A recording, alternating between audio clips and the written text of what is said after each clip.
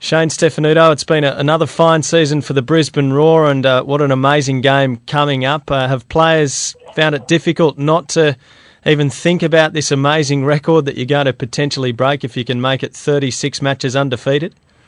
Oh, I think the record's in all of our minds at the moment, actually, now. I think as we've got closer to it, more and more people have talked about it, and I know people come up to me in the streets now and say, oh, only one more game, or, So I guess it's an amazing record, and people want to talk about it, which is great, and hopefully we can do the business.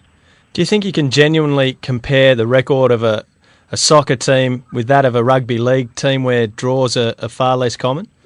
I think it's a little difficult. I think you're right there, where we haven't won every game. But in saying that, it's still a difficult achievement, and I think it's the record's the record, and we'll take it if we can get it, I reckon.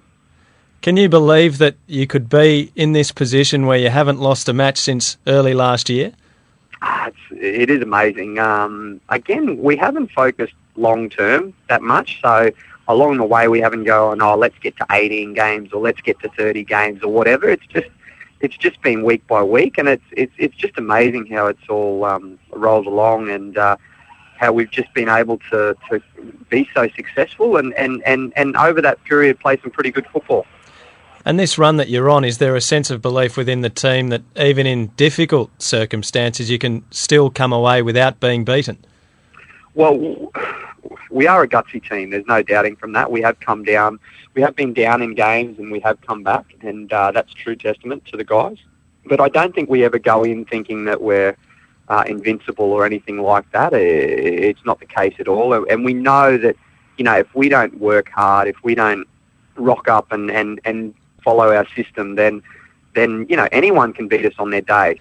Sounds like everyone's pretty fired up for this match against Perth Glory, and Theoklitos and Franjic actually squared off at training. Was it anything more than a bit of keenness before a big game? Yeah, I think it's keenness, it's nerves, it's competitive instincts, it's whatever you may call it. But one thing's for sure, today when we go out on that field, we're a team, we fight for each other, we're one, and whatever's happened in the past is forgotten. Could you believe what you were witnessing at training? Oh, look, you're asking the right guy here, because I have disagreements with nearly everyone at training. So, mate, that's part of professional sport, in my opinion. It happens from time to time. I've had my own disagreements with Mitch Nichols, with Matt Smith, with everyone. And we're competitive people. We want to be successful. And that's what drives us, and that's what happens from time to time. There are disagreements, and there is that will to win. And it's happened. I've been a professional footballer for a long time now, and in my mind, this is just part and parcel of professional football. So you have seen players get physical with one another in more than just a tackling sense at training before? Oh, and look, I've seen it happen, and it will happen in the future. That's just part of being competitive. And I mean, of course, punches and kicks and things like that, that doesn't happen. Of course not. But I mean, a competitive nature and words are said and things like that in the heat of the moment that, mate, for me, that's just a will to win in our team, and that's just showing commitment to the cause. Did you have to step in and try and end it?